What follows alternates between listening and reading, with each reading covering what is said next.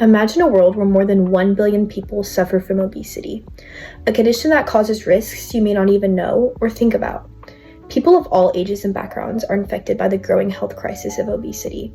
Although inactivity and poor diet are frequently blamed, the reality is much more.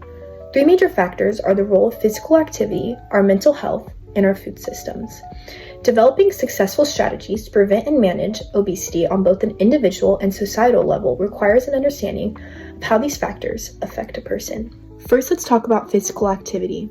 According to a newspaper article called How Food, Movement, and Rest Fuel Wellness, it states that being active can help you live a longer life and lowers your chances of health risks like obesity.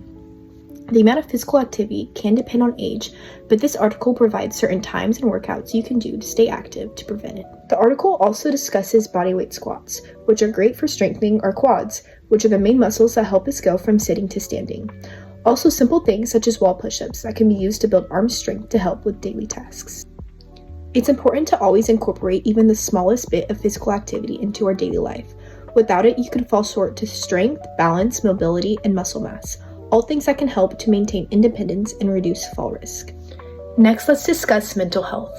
According to a scholarly journal, the study explains that sleep disturbances and mental health issues commonly happen during puberty, with higher rates observed in those with obesity. The article talks about a study that found that people who have obesity are experiencing higher internalizing and externalizing problems.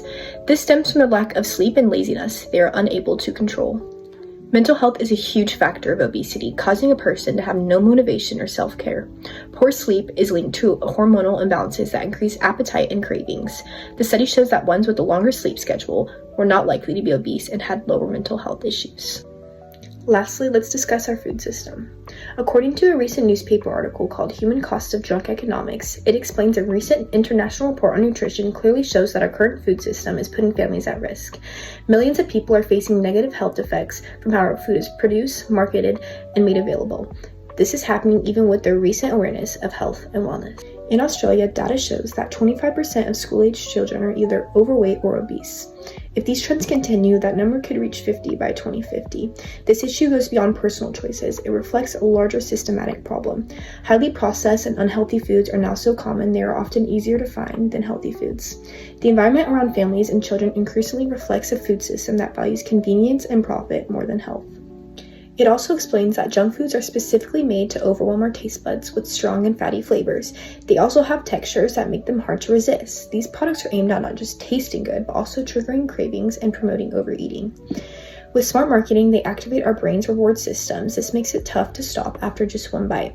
This isn't a coincidence, it's a careful strategy to get us to keep buying, which is harming our long-term health and well-being. Today, I introduced you to 3 different impacts about obesity so that you can learn more about ways to prevent it. The 3 roles were the role of physical activity, our mental health, and our food systems.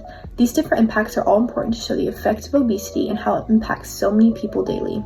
In the end, fighting obesity comes with a comprehensive strategy that not only takes into account biology, but our minds and our everyday habits.